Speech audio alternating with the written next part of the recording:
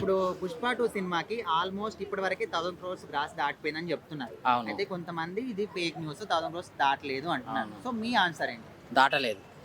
ఫేకే అంటున్నారా మీరు ఫేక్. కూడా? ఎందుకని? ఎందుకంటే నాకు ఆ క్లైమాక్స్ నచ్చలే యాక్చువల్‌గా.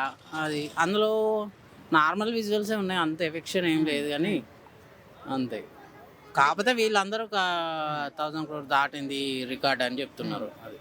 అంటే ఇప్పుడు కొంతమంది ఏమంటున్నారంటే ఇప్పుడు టికెట్ల రేట్ ఎట్లున్నాయి 1500, 2000 ఇట్లా పెట్టారు కదా! సో నార్మల్ ప్రజలు కూడా అందరూ వెళ్లి చూడలేదు. మేము చూడం అనే విధంగా అనుకుంటున్నారు. తక్కువైన తర్వాత చూసామని అంటున్నారు కదా! సో ఎవరు వెళ్ళినప్పుడు 1000 క్రోర్స్ ఎట్లా వస్తాయని క్వెషన్ ఏస్తున్నారు. సో మీరు దానికి అగ్రీ అవుతారా? నేను అగ్రీ అవుతా. ఇప్పుడు అంత అమౌంట్ పెంచినాక కూడా ఎవరు పోరు. నార్మల్ ఇంకో 10 రోజులైతే ఐబొమ్మలొస్తాయి, అందులో వస్తాయి, ఇందులో వస్తాయి అనుకుంటూ ఓటీటీలనే చూస్తారు.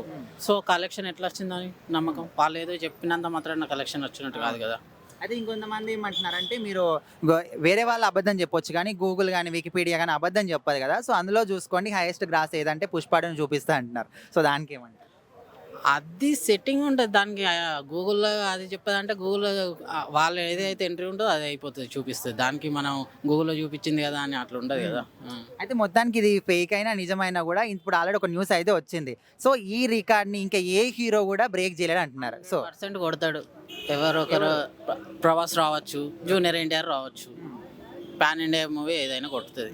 దాంట్లో ఏం లేదు. మొత్తానికి కలెక్షన్ విషయంలో ఫేక్ అంటారు.